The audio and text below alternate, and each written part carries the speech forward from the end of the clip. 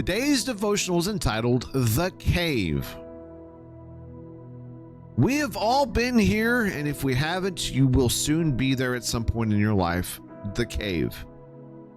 The place where we tend to go hide when life gets difficult, when it gets hard. Where we want to descend when life just doesn't go our way.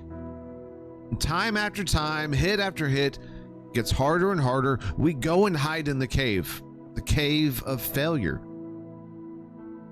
A place where we can go and lick our wounds, regroup, and attempt to salvage the things in our lives. And the cave is a place where we can feel safe when life starts to get a little too real. That somehow we have control over the situations when we're in the cave, and it feels comfortable, it feels safe.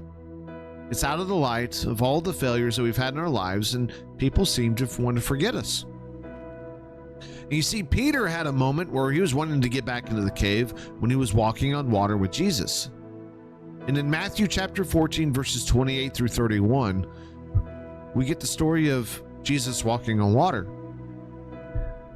It says, "And Peter answered him, 'Lord, if it is you, command me to come to you on the water.' And he said, 'Come.' So Peter got out of the boat and walked on the water and came to Jesus. But when he saw the wind, he was afraid and began to sink. He cried out, 'Oh, Lord, save me.' Jesus immediately reached out his hand and took hold of him, saying to him, 'Oh, you of little faith, why did you doubt?'" Here we see Peter excelling. He's actually walking on water, guys. Something that I guarantee each and every one of us wishes we could do. And I imagine that when we get to heaven, we're going to go straight to those pools and try to do it ourselves. But in an instant, the cave presents itself to Peter. He sees the wind and becomes afraid and starts to sink. And even with all of these amazing things going on, Peter still has doubts and is scared and starts to go into the cave because the surroundings were very, very hard. The storm suddenly that they'd been dealing with was bigger than the moment that he was having with Jesus. And suddenly he was shrinking back into this cave. But you know what? The beauty of the cave is not the place of that we think it is. It's a place of failure. But it's also a place that God can do the best work that he does. The cave of failures is where God is able to do the best work that he possibly does. You see, David in the Old Testament really had it all. He had wealth, he had family, friends, power, fame. He honestly even thought that his place in history was cemented, only for a cave to be his refuge and to be his safe place, to be the place that he would stay for a while. You see, the cave is something that we deal with ourselves. A job that we thought was going to be great, but when all suddenly becomes worse because it makes us want to compromise our standards. A relationship that seems so innocent at first that turns out not to be so innocent. Health that you seem to be able to pride yourself on, only to be hit with a cancer announcement. Life has a way of taking the things that we love, moments that when we're on this mountaintops, sends us an avalanche down into the valleys, and suddenly you're looking up instead of down. You see, David did too. And David felt the way to the cave, and he even writes in Psalms 142, he feeling the despair of the cave and having all of his accomplishments is crying to God. "With the voice I cry out to the Lord, with my voice I plead for mercy to the Lord. I pour out my complaint before him. I tell my trouble before him. When my spirit faints within me, you know my way. In the path where I walk, they have hidden a trap for me.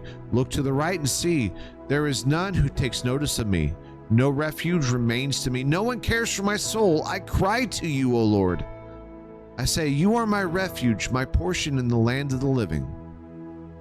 Attend my cry, for I am brought very low. Deliver me from my persecutors, for they are too strong for me. Bring me out of prison, that I may give thanks to your name. The righteous will surround me, for you will deal bountifully with me."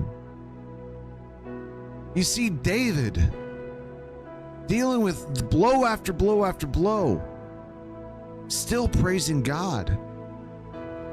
But he's also pleading and crying to God. that even when he was still pleading with God, he's still thankful for him. He says, "You are my refuge, my portion in the land of the living." That he recognizes that even though through the trials and through the setbacks and through the downfalls that he's had, that God is still there with him in the cave. But like I said, the cave is where God is able to do some amazing and wonderful things. See, he restores David. He gives rest to Elijah. He even raises Jesus from the dead in a cave. You see, the cave is not a place that we need to reside. We do go in the cave from time to time, but the failures of life don't describe us. Failure does not mean that we have no value or worth. It's a moment of growth, the ability to take action and move forward. You see, people tend to do one of two things when failure presents itself. They either rise to the occasion knowing that the failure is actual growth, or they shirk from it and shrink away from it to go deeper into themselves, afraid that the failure is going to become a connection with other people. They're going to see them as a failure, not the moment.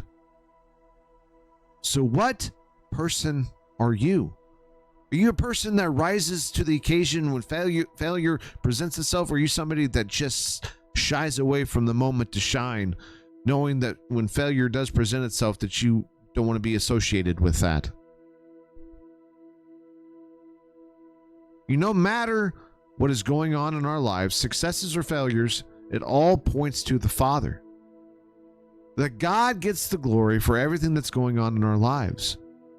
You see, God uses the cave to help us grow closer to Him, to hone His skill, or to recenter ourselves in God. See, David knew that even in the cave, God was still faithful and still there. And we see in 1 Samuel chapter 30, verse 6, that even though he was seeing all of these horrible things and hearing these horrible things, that God was still with him. And David was greatly distressed, for the people spoke of stoning him, because all of the people were bitter in soul, each for his sons and his daughters. But David strengthened himself in the Lord his God. David recognized that no matter what is going on in his life, even when people want to do harm to him, his strength is in is in God, even in the cave. That no matter what you're going through, what failures that are presented in your life, that we tend to just run away from, that we just don't want to deal with those, that we're going to be labeled a failure, that we're going to be labeled by these things that happen in our lives. God is using those moments to shape us, to make us better, to help us in these situations, to bring somebody else to know who God is. That our mistakes and failures don't define who we are, but God helps us in those moments, that God meets us in the caves of our lives. That is the devotional for today, the cave.